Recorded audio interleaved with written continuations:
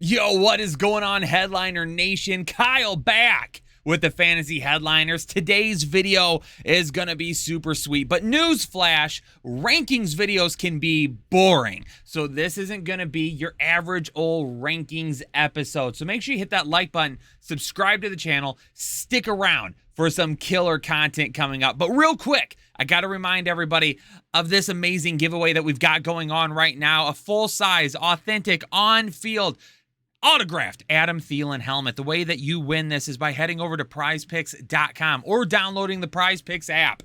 Deposit $20 after you create a free account using code word headliners. Not only will we give you a free draft guide this year, but you're going to be entered into the giveaway to be one person that could win this Adam Thielen autographed helmet. So again, prizepicks.com or download the PrizePicks app, create a free account, code word headliners, deposit $20, and you're in the drawing. It's that super simple. This closes on July 31st at 11:59 p.m. Eastern Standard Time. All right, so you got to make sure that you get it done very, very soon. But ladies and gentlemen, let me tell you about rankings real quick. We're going to be dropping our updated rankings here very soon as members-only videos. Regular season rankings, when we do like weekly rankings, those will still be open to the public. We're just going to do like a quick, just updated rankings for our members-only videos here shortly. But this video, I wanted to mix it up a little bit because the expert consensus rankings can be cookie cutter sometimes. And I use expert there in quotations because there's no such thing as a fantasy football expert. If you're saying that, you're lying to everybody because you can't be an expert in this. Being good at fantasy football is about taking in as much information as possible, going through it, figuring out what's noise, what matters, finding something that works for you, chopping it up, throwing out the extra tidbits, mixing it all together, putting it in the oven, and creating a concoction that is absolutely delicious. That's how you get to be good at fantasy football, and that's how you get to winning your fantasy football league. So what do I want to do? I'm going to take the top 50 expert consensus rankings, and I am going to put them up next to the average draft position because I want to know who is smarter right now, the experts or y'all out there who are actually doing the drafting. Let's hop into it. Let's start number 1 through 10. Jonathan Taylor is everybody's number 1. I mean, there's nothing there where we're going, oh, that's catching me off guard. Christian McCaffrey at number 2. Austin Eckler at number 3. Excuse me. I drank my water too quick before I started talking. Dalvin Cook at number 4. Derrick Henry, Cooper Kupp, Justin Jefferson, Najee Harris, Joe Mixon, and Jamar Chase. Differences here is we see that Christian McCaffrey and Austin Eckler are kind of bouncing back at 1 or 2 at 3 right now. The ADP, Christian McCaffrey is a spot higher in the ECR than the ADP. So that's what the +1 means. If there's a plus over there, it means the ECR, the expert consensus ranking, is higher than the ADP. If there's a negative over there, a minus, that means that they are lower than the ADP. So right now, the experts, they're putting Christian McCaffrey at number 2. Y'all are putting Austin Eckler at number 2. Derrick Henry's got a little bit of a bump down. Cooper Kupp's got a little bit of a bump down. It's interesting to see Jamar Chase all the way down at number 10, meaning that you all are drafting him realistically a spot earlier than what the experts are ranking him. But the biggest question mark for me kind of revolves around Dalvin Cook, who is a +2 right now, meaning that he is being ranked 2 spots higher than what people are drafting him. And this is definitely an interesting one for me. This is an interesting one for me. In this video, I'm going to throw out some gifts, and these gifts are really going to show you what is it that I'm like, my initial reaction. What was this? And my initial reaction was, wait, what? What's going on with Dalvin Cook? Why are we ranking him, or why are the experts ranking him, 2 spots higher than what you all are drafting him? Is he just falling there? Is it because people are taking a Cooper Kupp and a Derrick Henry before him? Where do you all value Dalvin Cook? Because I've seen different things come up in the comments. One of the things is, well, Dalvin Cook's always injured. Then why are you drafting Christian McCaffrey at either the 2 or the 3? If you've got him behind Christian McCaffrey, there's not an argument there because Christian McCaffrey has also been banged up. So you can't really use that as an argument. People have said, well, this isn't a guy that can win me weeks. Well, how isn't he? I mean, last year he didn't because he saw a little bit of a drop in the passing game work that we've seen from him in the past. But he's still one of the top runners. When he's on the field, he's still one of the top running backs. So now if you're worried about him losing passing game work, then why isn't he going as low as, let's say, a Nick Chubb? So if you don't think he's going to get as much passing game work because Irv Smith, Adam Thielen, and Justin Jefferson is going to get all of that, maybe some KJ Wilson in there as well. If all that is going on, then wait a second. Then why don't you rank him like you would rank, or why don't you draft him with like you would draft a Nick Chubb? And I'm not saying that you would, because I personally have Dalvin Cook up in my top 5. But that's why I'm saying, wait, what? Like, what are you all thinking when you draft Dalvin Cook? And I'm not saying it's a bad thing, but it's interesting to note. And I would like to see some people comment down below. What is it with Dalvin Cook that's making me look at this and say, well, why are we ranking him 2 spots higher than what people are drafting him? Why do other people out there, and myself included, have him as a top 5 overall player when you've got Derrick Henry over him and you're taking at least one wide receiver over him as well? I wouldn't even be surprised if there's some people out there drafting Najee Harris over Dalvin Cook. So why is that? That was kind of my initial reaction to that. It was like, excuse me, what's going on here? That's why I wanted to know. So initial reaction, wait, what? Why is Dalvin Cook too higher in the ECR than what he is with the ADP? Because honestly, I'm quite surprised that he's not the number 4 overall right now in ADP, and I'm a little bit surprised that he's not going over Derrick Henry. But to each their own. Moving on to 11 through 20 now at this point. Travis Kelce coming in at number 11. Stephon Diggs at 12. DeAndre Swift at 13.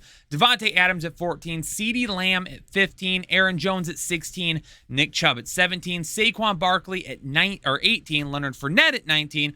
Mike Evans at 20. And the last 3 guys on there are the 3 guys that I'm really taking a look at. That I'm thinking to myself, okay, what's going on here with these 3 guys? Now, Travis Kelce, +3. He's obviously being ranked a lot higher by the ECR than what you are drafting him. I'm not surprised by that. There's not a whole lot of people out there that are willing to spend a first-round pick on a tight end when they could either lock in one of the top wide receivers or one of the top running backs. That doesn't surprise me at all, and kudos to all of you. I could not ever bring myself to draft Travis Kelce in the first round. I just don't see the value there when you could get somebody that is a safer product at a different, more exclusive position, a position in which really the top tier guys you have to start more of, right? So you have to have more running backs in your lineup. You have to have more wide receivers in your lineup than you do tight ends. I need depth. I need playmakers there. So for me, I can't really spend that pick on Travis Kelce. Diggs, he's right on the mark there. Swift is 2 higher in the rankings. Devontae Adams is 3 lower in the rankings. So it looks like you all are drafting Devontae Adams higher than the ECR. CeeDee Lamb and Aaron Jones are both being ranked higher than what they're being drafted. Nick Chubb, he's being ranked at 17 overall right now, and kudos to all of you for not listening to the noise. -4 means that you all are drafting Nick Chubb 4 spots higher. 4 spots higher than what we have him at 17. Kudos to all of you, because there's way too many analysts out there or experts out there that try to get you to believe on a yearly basis that Nick Chubb isn't worth the draft pick. Why is that? Because they all sit around saying, well, you have to have nothing but upside on your team to win games. That's absolutely false. Anyone that tries to sell you that narrative, they're not doing you any favors. They're not. Don't listen to anybody that tries to tell you that you can't win a fantasy championship by drafting high upside players all the time. Having a good fantasy championship roster is all about a mixture of guys that you can trust every single week, and then guys that you can plug and play and have in positions that you know they have a high weekly ceiling every single week as well. That's what you want. So if you take Nick Chubb as your RB2 in the second round, or as your RB1 because you got a high upside wide receiver in the first, congratulations. Your roster roster is off to a great start. Anybody that says anything differently, I'm sorry, you're wrong. We've proven that fact for 3 straight years now, that you are wrong if you say you can't win a championship with Nick Chubb, or if you say he's not a good fantasy pick. You're just absolutely wrong. We've proved it time and time again. But here's where the gift comes into play here for me, because when I saw Saquon Barkley, Leonard Fournette, and Mike Evans were all being drafted 6 spots lower than the ECR, I had the old Kevin Hart stare there going on. I was like, wait a second. Am I reading this right? I had to just stop and stare for a second. We got to get on the Mike Evans and Leonard Fournette bandwagon, ladies and gentlemen. The Leonard Fournette bandwagon right now, a lot of people jumped off when there was the noise out there that he was overweight and he was coming into camp heavy. No, he's not. He came into camp at 245 pounds. The 260 mark, nobody knows where that came from. If you look at his IG account, the dude's been posting workout videos for weeks now where he's been absolutely shredded on IG Live, dominating his workouts. He looks good. He looks healthy. Yes, they have probably lost Ryan Jensen now at this point, which we haven't really heard about. We might adjust a little bit for that going forward. But if you jumped off the Leonard Fournette bandwagon because of all that noise, you're not playing fantasy football right, ladies and gentlemen. Come to the trusted sources. Come to the people that will always give it to you straight 100%.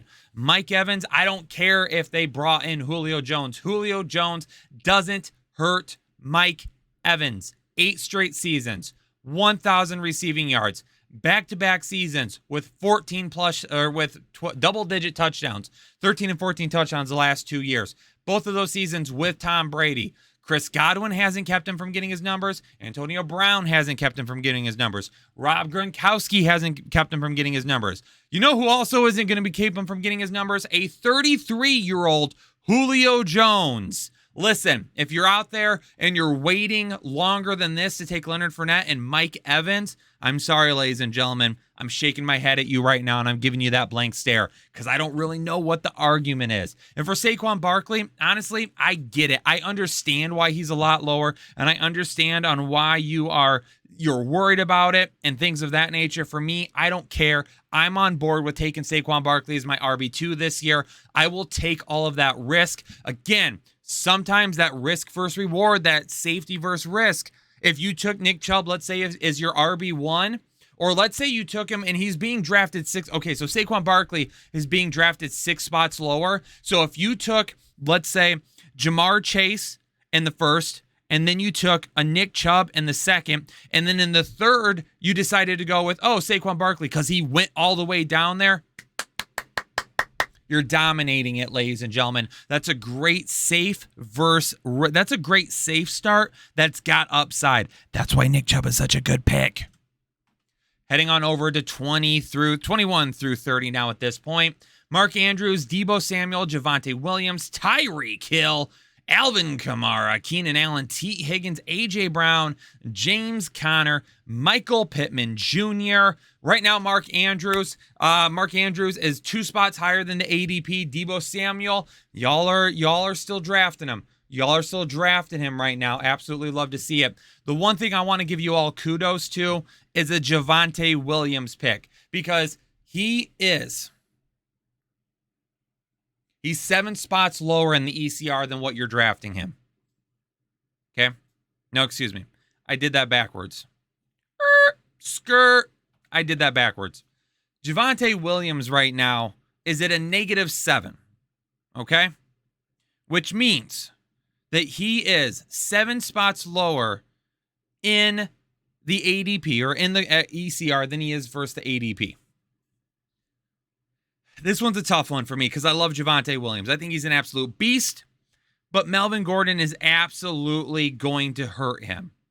So seeing such a strong difference here on the rankings, I got to give a cheers to somebody. I got to give a cheers to some people out there, because it means that you really are thinking right now with your head. Because we all look at the tape and we all look at certain numbers and we get excited about Javonte Williams. And we all look at the fact that he's younger than Melvin Gordon, and we get excited by Javonte Williams. And we all look at that they brought in Russell Wilson. The offensive line will be a little bit better. There's a ton of weapons there, and we get excited about Javonte Williams. But there's a group of people that just don't take a second to rationalize the fact that Melvin Gordon was a legit player in this offense last year that commanded exactly a 50-50 split in terms of snap percentage with Javonte Williams and was on the field exactly the same amount of time and absolutely was productive in that situation. So ranking Javonte Williams lower has nothing to do with not liking Javonte Williams. That has everything to do with understanding that they brought Melvin Gordon back for a reason. If you were going to give Javonte Williams 70, 75, 80% of the snaps, you would have not signed Melvin Gordon. It wouldn't have happened. You brought back Melvin Gordon because you liked the dynamic of that backfield last year. You liked how it worked, keeping both guys healthy for an extended period, and you want to do the same thing again.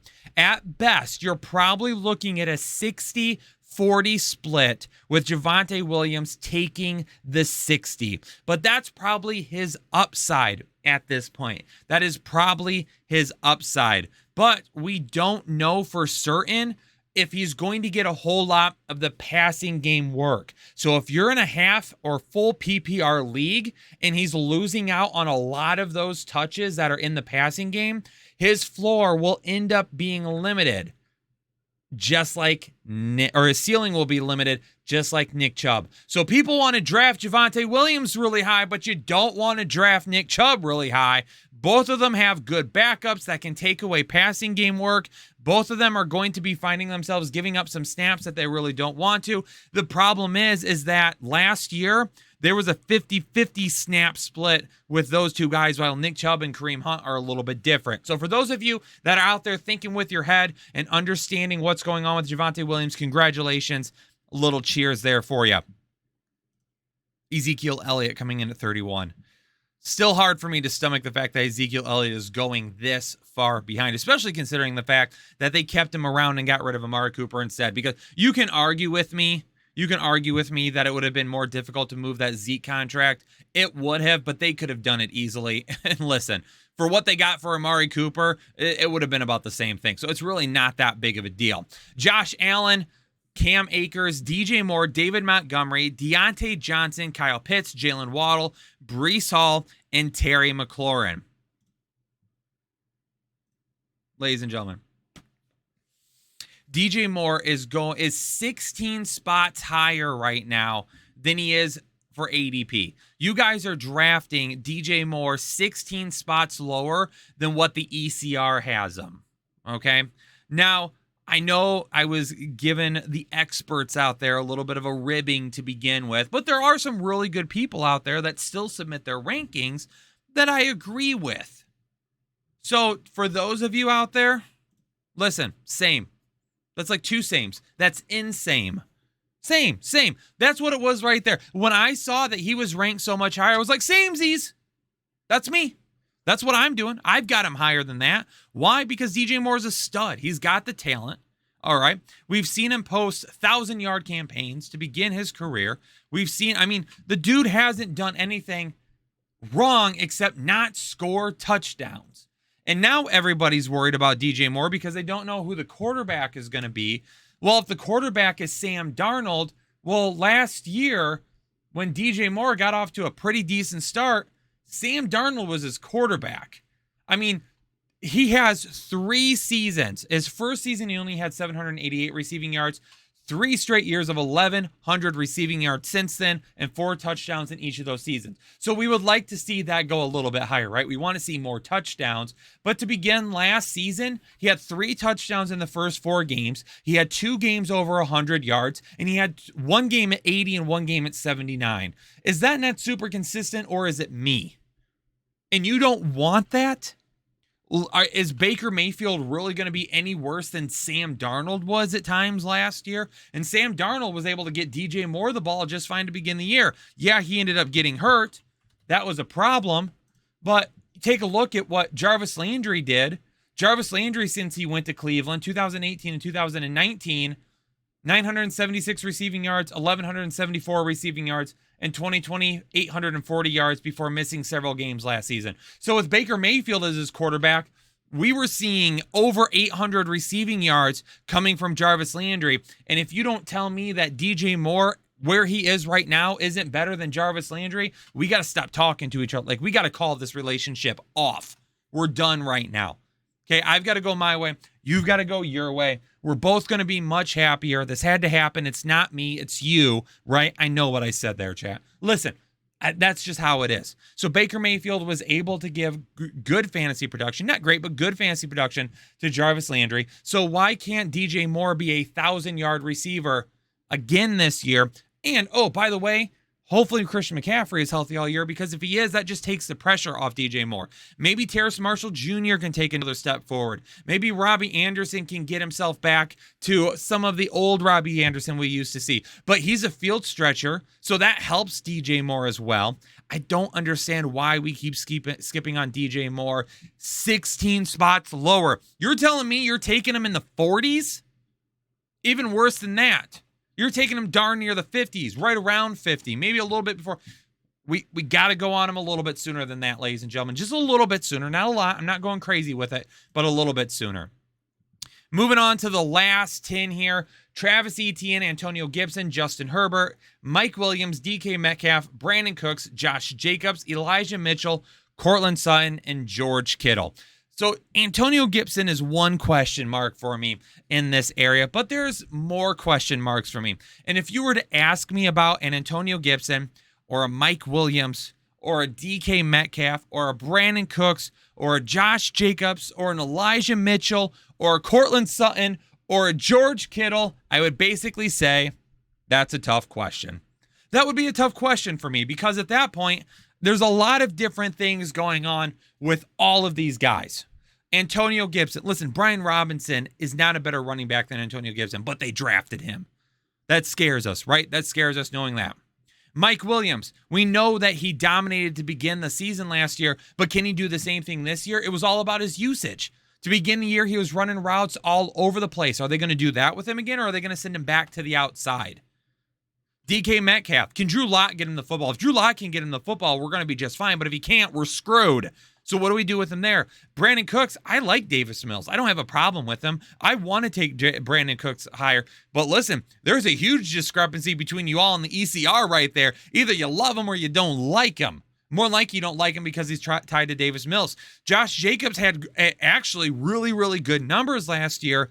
But we know that in the past, the Raiders have elected to pull him off the field in crucial situations. But now you got a Josh McDaniels that in New England, he was a guy that liked to run a little bit of a running back by committee. So what do we get from there? We know that the defense or the offensive line could be okay. But what will we get from them? But they've got weapons, a lot of weapons. And that's going to open up the field for Josh Jacobs. Absolutely. Elijah Mitchell, one of the most efficient running backs in all of football last year. Had some really good volume, too, when he was healthy. Dominated the snap count when he was healthy. When Elijah Mitchell was healthy last year, there was no running back by committee like we've seen with Kyle Shanahan before. But what are we going to get this year? Cortland Sutton, new quarterback, lots of weapons around him. Does Jerry Jeudy take the wide receiver one spot, or does Cortland Sutton? George Kittle. I mean, really, for me, it's all about health. If he's healthy, that's great. Some of you are bugging out because of Trey Lance. Don't. Lance is a beast. Lance will get George Kittle the ball. But a lot of people are bugging out because George Kittle right now is a guy that bothers them because of injuries in the past. So there's a lot of guys in this area. That's a tough question. Like, if you were to ask me about them, I need to know a little bit more. Like, who's already off the board? What does your team already look like? Things of that nature. There is no easy decision here, but there are really, really good values. And there are some guys here that are going to help you win your league in 2022. So, ladies and gentlemen, hopefully you all enjoyed that. I wanted to do a different spin on rankings that were available to you all, because normally if you go to another channel and you check out their rankings, they're just going to list off their rankings for you. Let's talk a little bit and dive into it and look at the difference and see where you're drafting them, where compared to where other people are ranking them. And we're going to be drafting our updated rankings here very soon, or you can get them in the draft guide, which you can buy right now at thefantasyheadliners.com. But ladies and gentlemen, I'm going to get out of here. I appreciate you all tuning in for this episode. Hit that like button for me. Subscribe to the channel. Leave a comment down below. Appreciate y'all and the support that you have given us. The channel's blowing up right now. We are hundreds of thousands of views ahead of last season. It's absolutely crazy. So appreciate y'all. Thanks so much. Peace out. Stay safe. Stay healthy. And I'll catch you on the next episode of the Fantasy Headliners. Analytics off the chain. All the channels not the same. Jake and Kyle, you know the name. Headliner Nation, we running the game. Y'all stuck on third down. Your content's plain Jane. Headliners on top now. We gonna move and change. Podcast off the rip. Draft guide, so legit. Fantasy world, our game tight. You know we about that chubb life. Stuck in a rut and you need some motivation. Head to the channel for this Headliner Nation. I'm a headliner.